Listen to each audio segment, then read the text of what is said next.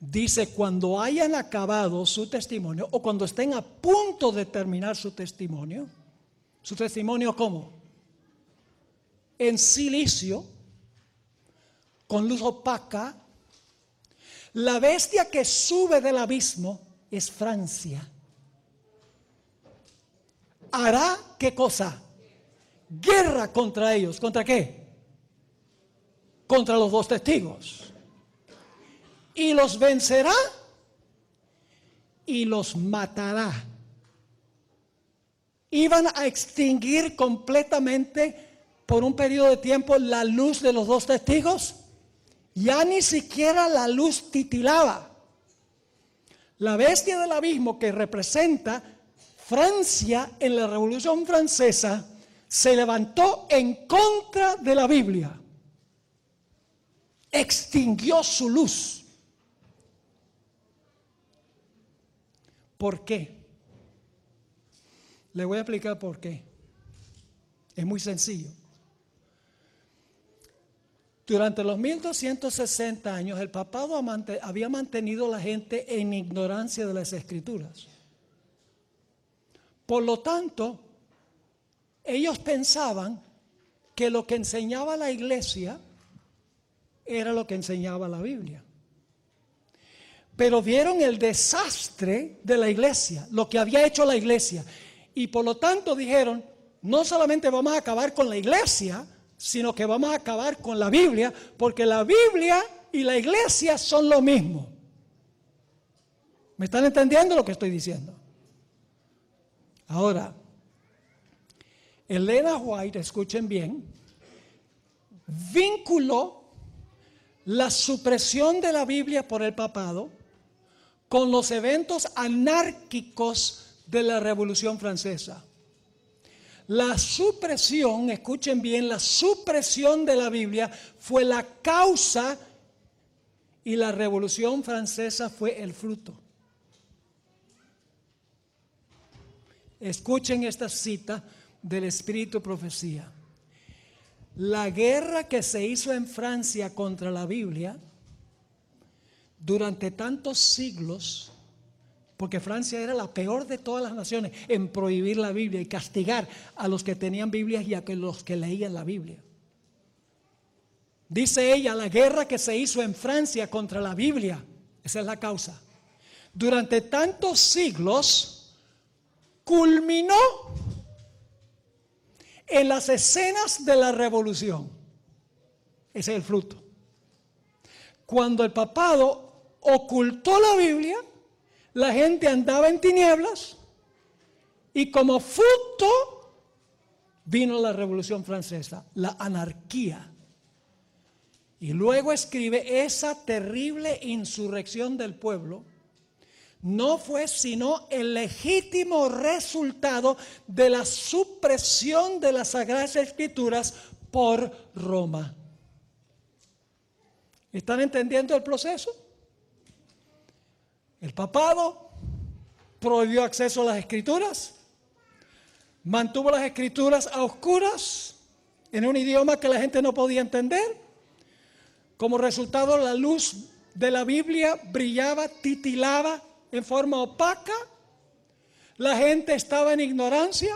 La gente pensaba que lo que enseñaba la iglesia es lo mismo que enseña la Biblia. Y en la Revolución Francesa dijeron, no queremos ni la iglesia ni la Biblia. Elena White también se refiere o describe lo que pasó en Francia. Noten Apocalipsis 11:8.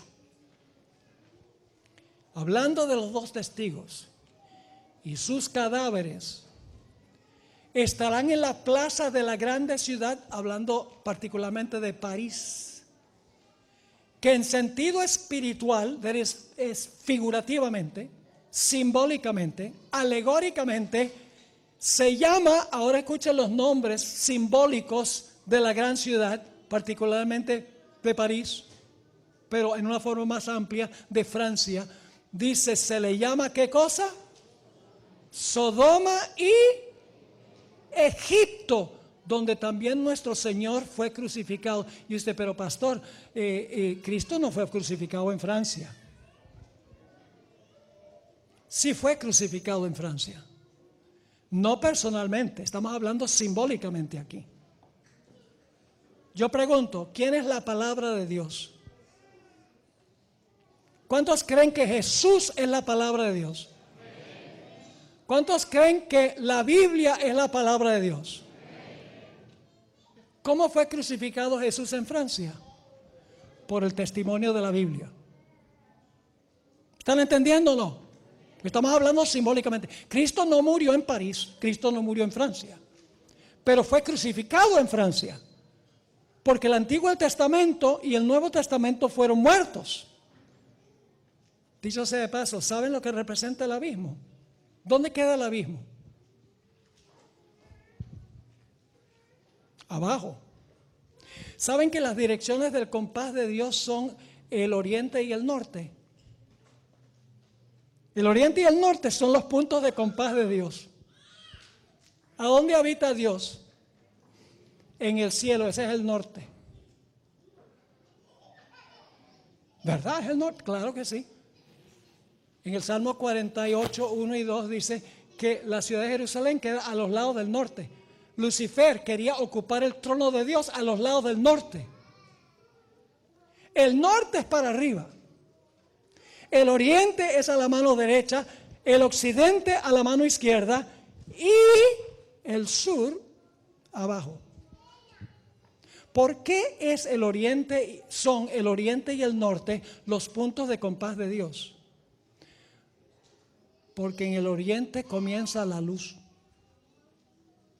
¿Y a dónde alcanza la luz su mayor intensidad? Directamente encima de la cabeza, en el norte. ¿Dónde comienzan las tinieblas? ¿Dónde se pone el sol? En el occidente. ¿A dónde alcanza la oscuridad su mayor intensidad? En el sur. Por eso la bestia esta, que representa a Francia, se levanta ¿de dónde? Del abismo, del lugar de las tinieblas, del lugar de la oscuridad. Y se le llama a Francia Sodoma y Egipto. Simbólicamente, diferentes versiones dicen figurativamente, simbólicamente, alegóricamente, es decir, no está hablando en idioma literal sino simbólico. Hay que ver qué simboliza Egipto y qué simboliza Sodoma. Conflicto de los siglos, página 273, nos explica por qué razón a Francia, cuando extinguió la luz de los dos testigos, se le denomina Egipto y Sodoma. Escribió esto: en conformidad con lo que dice el profeta, es decir, Apocalipsis, se iba a ver en aquel tiempo, poco antes del año 1798. Qué interesante. La hermana White no sabía griego, pero sabía que no era cuando terminaran su testimonio, cuando el papado fuera llevado cautivo, sino cuando estaban a punto de terminar. Poco antes del año 1798, un poder de origen y carácter satánicos se levantaría para hacer guerra contra la Biblia. Y en la tierra, Francia, a donde el testimonio de los dos testigos fue así silenciado, se manifestarían el ateísmo del faraón y el libertinaje de Sodoma. ¿Qué se iba a ver en Francia? El ateísmo de Faraón. ¿Faraón era rey de dónde? De Egipto.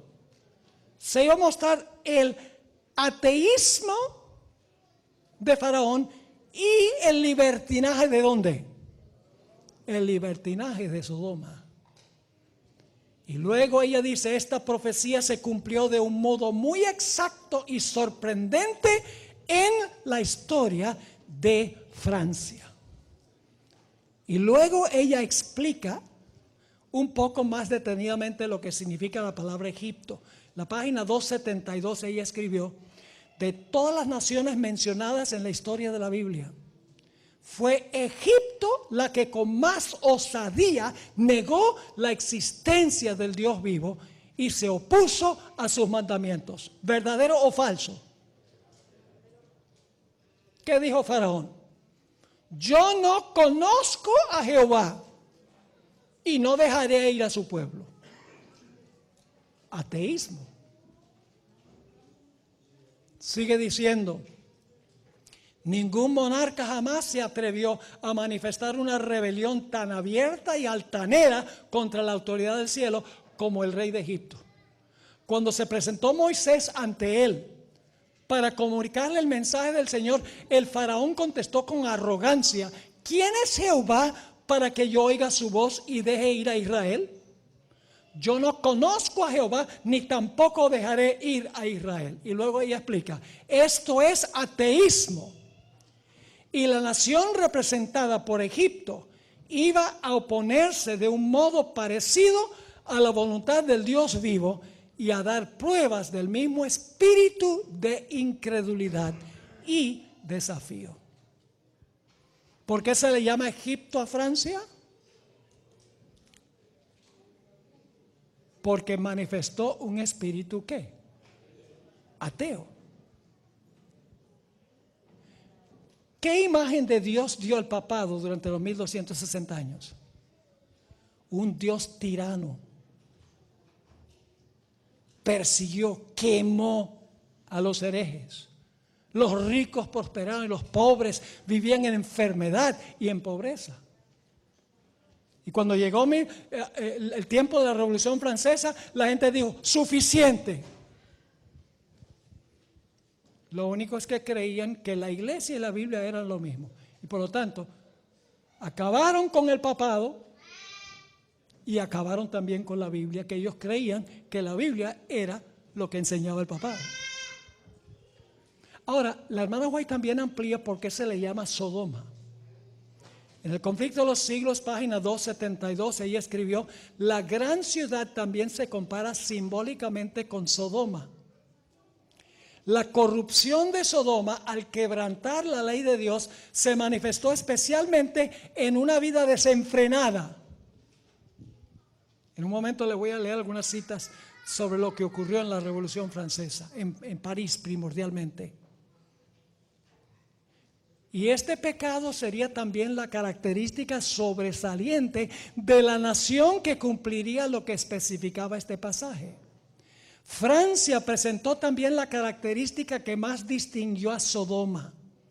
Durante la revolución se manifestó una condición moral tan degradada y corrompida que puede compararse con lo que acarreó la destrucción de las ciudades de la llanura.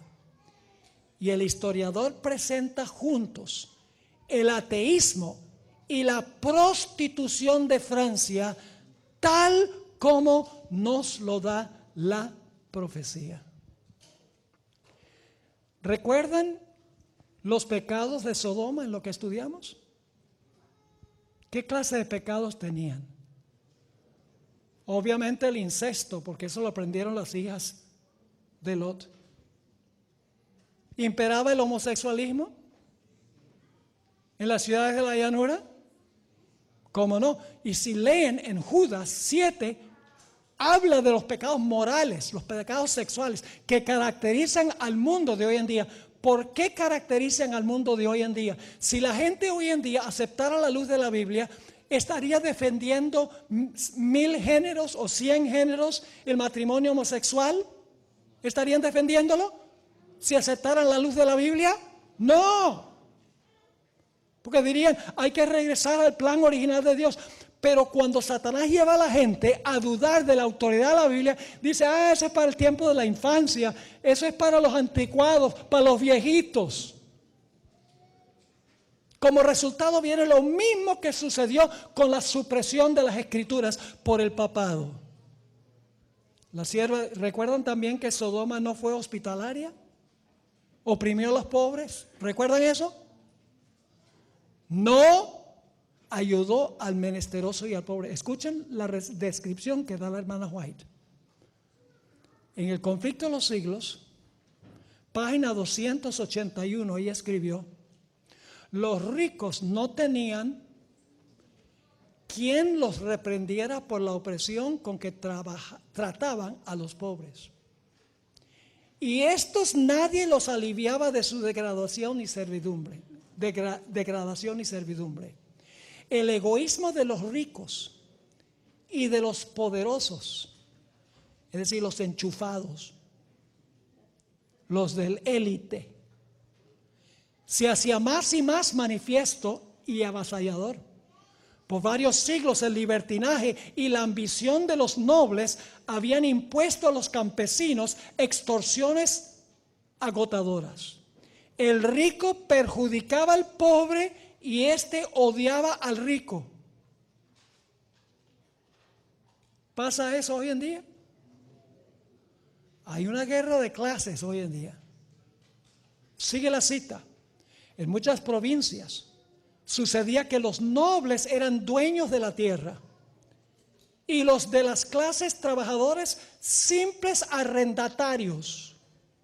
Y de este modo el pobre estaba a merced del rico y se veía obligado a someterse a sus exorbitantes exigencias. Sigue diciendo: la carga del sostenimiento de la iglesia y del Estado pesaba sobre los hombros de la clase media y baja del pueblo. ¿Sobre quiénes pesaba la responsabilidad de los gastos de la nación y de la iglesia? Sobre la clase media y la clase baja, las cuales eran recargadas con tributos, que son impuestos, por las autoridades civiles y por el clero. En todo momento el pueblo debía velar exclusivamente por los intereses del propietario. En los tribunales siempre se fallaba en favor del noble y en contra del campesino. Los jueces aceptaban sin escrúpulo el cohecho. En virtud de este sistema de corrupción universal, cualquier capricho de la aristocracia tenía fuerza de ley. De los impuestos exigidos a la gente común por los magnates seculares y por el clero no llegaban ni a la mitad al tesoro del reino, ni al arca episcopal, pues la mayor parte de lo que cobraban lo gastaban los recaudadores en la disipación y en las francachelas. Y los que de esta manera despojaban a sus consúbditos estaban libres de impuestos y con derecho por la ley o por la costumbre a ocupar todos los puestos del gobierno. La clase privilegiada estaba formada por 150,000 personas y para regalar a esta gente se condenaba a millones de seres a una vida de degradación irremediable. Y el pueblo se levantó contra la aristocracia. Y se levantó en contra del clero. Y la guillotina en París fluyó libremente la sangre de los que habían oprimido al pueblo, tanto los magnates de la iglesia como los magnates del poder civil. Saben en realidad que esto está en el proceso de repetirse.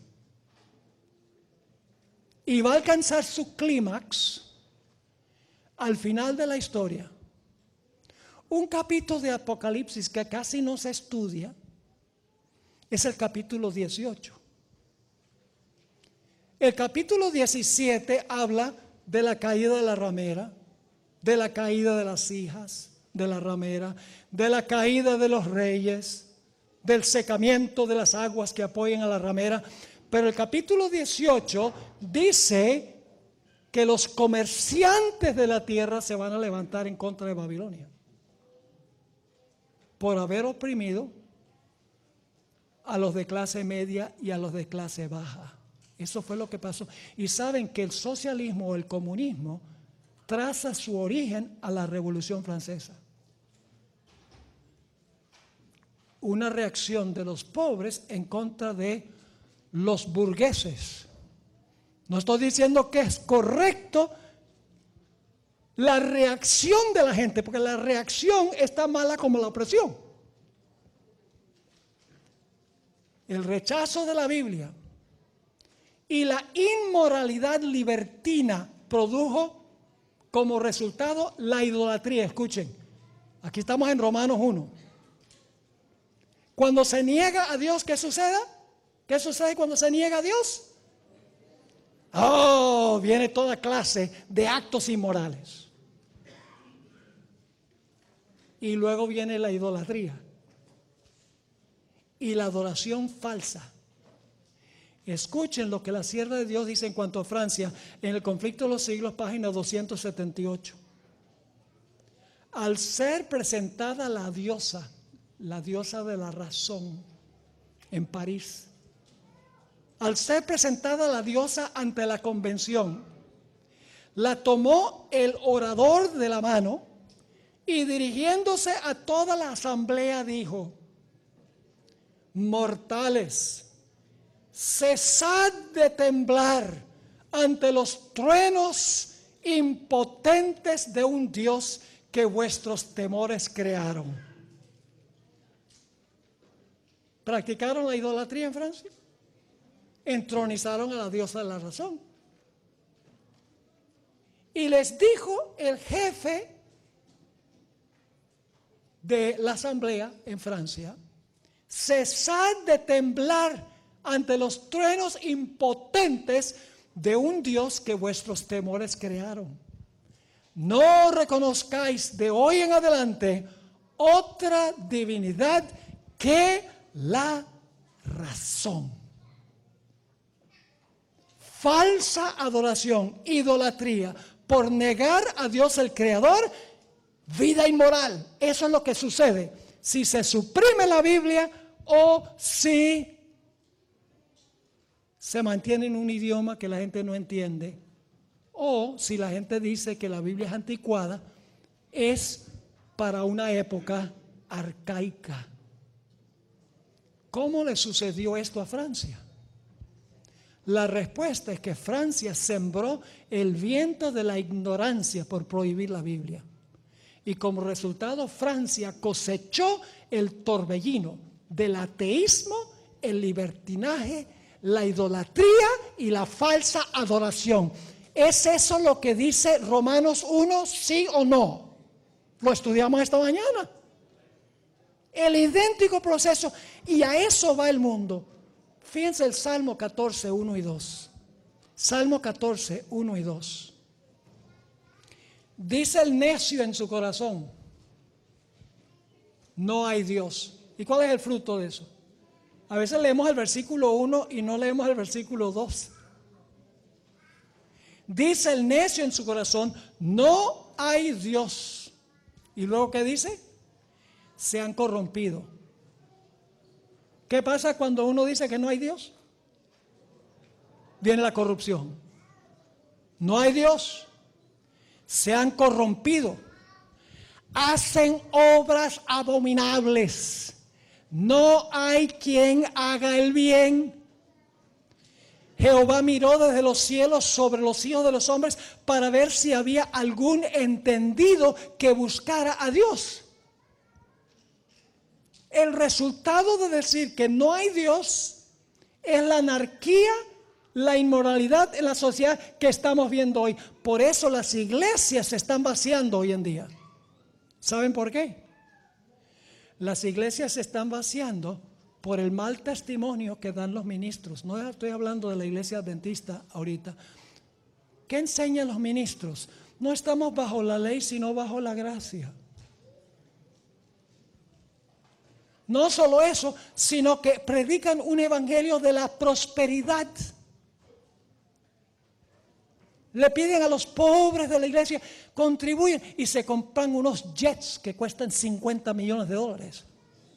Viven en una mansión de millones de dólares. Manejan carros de lujo. Y entonces la gente dice, bueno, estos ministros supuestamente predican la Biblia. La Biblia es lo mismo que los ministros. Desechan la Biblia con la tergiversación de la Biblia. ¿Y cuál es el resultado? El resultado es la anarquía y la inmoralidad. Y finalmente la gente que no es cristiana dice, que vamos a creer en el mensaje de la Biblia. Mire cómo viven estos. Nuestro testimonio es vital. ¿Ustedes me están entendiendo lo que estoy diciendo? La sierva de Dios escribió esto. El romanismo había principiado la obra que el ateísmo se encargaba de completar. ¿El romanismo había qué? Principiado la obra que el ateísmo en Francia se encargaba de completar. A la política de Roma se debía la condición, escuchen, a la política romana se debía la condición social, política y religiosa que empujaba a Francia hacia la ruina. Esa es página 279, en la página 283 ella escribió: el único Dios que el pueblo conocía era el de Roma. No conocían el Dios. ¿Por qué no conocían el Dios de la Biblia? Porque la Biblia estaba en un idioma que no podían leer. Porque la iglesia prohibía la Biblia. El único Dios que conocía la gente en Europa era el Dios que presentaba la iglesia. El único Dios que el pueblo conocía era el de Roma. Y la enseñanza de Roma, que no era bíblica, dicho sea de paso, era su única religión. Consideraban que la crueldad, escuchen, consideraban que la crueldad y la iniquidad de Roma eran el fruto legítimo de las enseñanzas de la Biblia y no querían nada de eso. ¡Wow! ¡Qué extraordinario! Hoy vivimos, hermanos y hermanas, en un mundo de grandes avances científicos y tecnológicos. Y como les mencioné, Satanás sabe que ya no le es posible prohibir la lectura de la Biblia ni mantenerla en un idioma desconocido. Por eso Satanás ha cambiado su estrategia. Su plan ahora es convencer a la gente que la Biblia no es digna de confianza, que tiene contradicciones, que presenta una cosmovisión anticuada y por lo tanto no tiene autoridad. La condición de la sociedad de hoy demuestra que la nueva estrategia de Satanás funciona tan bien como su vieja estrategia. Hay más de 250 versiones de la Biblia. Se ha traducido a 690 idiomas y dialectos. Y se vende más de 100 millones de ejemplares cada año. Y sin embargo, la enseñanza de la teoría secular de la evolución en las grandes universidades del mundo y aún en algunas iglesias le han robado a Dios su omnipotente poder y el resultado ha sido la anarquía, la inmoralidad y la idolatría. ¿Cuán importante es enseñarle la Biblia a la gente? Es un asunto de vida o muerte, hermanos y hermanas. Vital. Ahora, ¿saben ustedes que va a haber otra revolución francesa, pero a nivel mundial? Por la ignorancia que tiene la gente de las Escrituras. No porque están en un idioma desconocido, no porque se va a prohibir, sino porque ya no se cree en ella. Escuchen esta cita de la sierva del Señor que se encuentra en el libro La Educación, página 206. La Educación, página 206. Al mismo tiempo, la anarquía busca echar a un lado toda ley. Hemos visto mucha anarquía en los Estados Unidos recientemente.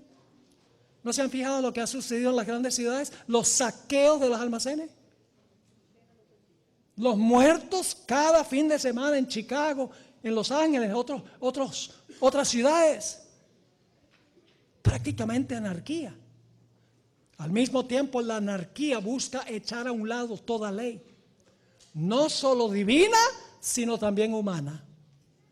La concentración de la riqueza y el poder. ¿Tenemos concentración de riqueza y poder hoy en día? Oh, ya. La concentración de la riqueza y el poder. Las vastas combinaciones para enriquecer a unos pocos a expensas de los muchos. La unión de las clases más bajas con el fin de defender sus intereses y derechos, que son los sindicatos laborales. El espíritu de intranquilidad, tumulto y derramamiento de sangre. La diseminación, ahora escuchen bien, la diseminación mundial de las mismas enseñanzas que produjeron la Revolución Francesa tienden a envolver al mundo entero en una lucha similar a la que convulsionó a Francia. Y luego concluye hablando a los jóvenes. Tales son las influencias que tienen que afrontar los jóvenes de hoy día. ¿Jóvenes se van a dejar llevar por la corriente? ¿O van a hacerle frente y nadar en contra de la corriente? Necesitamos más Sadrach, Mesach y Abednego. Necesitamos más Danieles. No que se vayan con el río, sino que naden en contra de la corriente, de la cultura actual. Una juventud que estudia la Biblia, que se conozca la Biblia y que pueda enseñarle a otros jóvenes la importancia de la luz entrar al corazón para que en el corazón no haya tinieblas. Así que dice, tales son las influencias que tienen que afrontar los jóvenes de hoy día. Para permanecer firmes en medio de tales tumultos, es necesario que echen ahora los cimientos del carácter. Yo acepto implícitamente el relato literal del libro de Génesis, lo cual constituye el fundamento de toda la teología adventista. Algunos me tildan de fundamentalista, literalista, porque creo en las palabras de la Biblia tal cual está escrita, sin vueltas. La hermana White escribió en Mensajes Selectos, tomo 2, página 60, Satanás es un obrero astuto e introducirá falacias sutiles a fin de oscurecer y confundir la mente y desarraigar las doctrinas de la salvación. Aquellos que no aceptan la palabra de Dios tal cual está escrita, caerán en su trampa. Yo creo que hubo un huerto de Edén. Hubo dos personas llamadas Adán y Eva. Había un árbol de la vida de la que tenían que continuar comiendo. Había un árbol literal de la ciencia del bien y del mal. Comieron un fruto literal y por lo tanto literalmente cayeron en pecado, y cuando cayeron en pecado necesitaron un salvador. Si la evolución es cierta, nada de eso es verdad. ¿Qué sucede con el sábado si creemos que este mundo iba a existir en millones de años? El sábado depende de que Dios creó 7 días al comienzo. ¿Qué sucede con la idea de que el matrimonio gay está bien? Si el matrimonio no fue de un hombre y una mujer, entonces cualquier cosa está bien hoy. Toda la teología adventista se desploma si no aceptamos el relato literal de Génesis tal cual está escrito. La sierva de Dios también escribió Signs of the Times, diciembre 18, 1884. Esta es una generación que odia la verdad, negligente de la Biblia y habitualmente propensa a la desobediencia. Muchos consideran que es señal de habilidad e inteligencia mofarse de la palabra de Dios. Y en muchos casos aquellos que son tan sencillos como para aceptar y creer en esa palabra tal cual está escrita son objetos del ridículo. Y en una última cita que voy a leer, Primeros Escritos, página 96. no es necesario poner innumerables palabras en el papel para justificar lo que habla por sí mismo y resplandece en su claridad. La verdad es recta, clara, sencilla y se destaca audazmente en su propia defensa. Pero no sucede así con el error.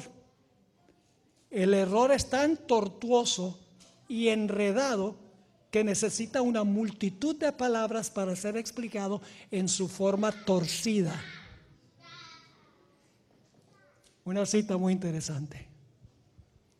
Tiene una relación lo que hablamos esta tarde con lo que describe Romanos 1, 18 al 32. La hermana White tenía razón cuando escribió que Romanos, el capítulo 1 y los versículos 18 al 32 es una descripción fiel de la condición del mundo justo antes de la segunda venida de Jesús. A eso estamos llegando. Hermanos y hermanas, prendamos la luz de la Biblia. Metamos el mensaje de la Biblia en nuestros corazones para que nuestros corazones no estén en tinieblas sino en luz.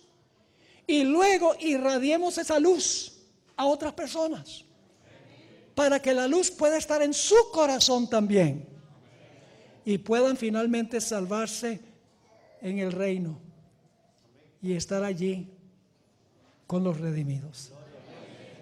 Padre, gracias te damos por la claridad de tu santa palabra. Gracias te damos por la Biblia. Perdónanos, Señor, por dedicar más tiempo al televisor que a la Biblia. Por dedicar más tiempo texteando que a la Biblia. Por estar haciendo cosas, perdiendo el tiempo, cuando podríamos estar llenando nuestra mente y nuestro corazón de tu palabra. Pedimos, Señor, que al haber hablado estas cosas, que tú traigas un cambio a nuestros hábitos. Mora en nuestro corazón. Danos la luz de tu palabra. Y ayúdanos no solamente a tener la luz, sino a reflejarla en toda su gloria. Te lo imploramos en el nombre de Jesús. Amén.